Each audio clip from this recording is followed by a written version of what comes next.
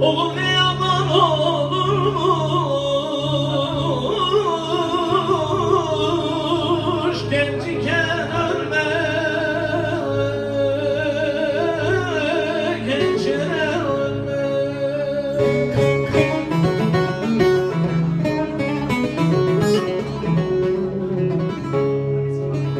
Hele Orhan Sandal'ından cenazem geldi.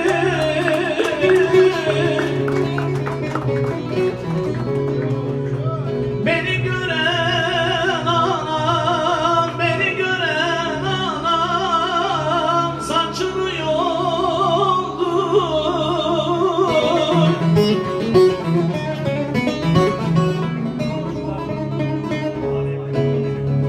Kör olası kader beni mi buldu?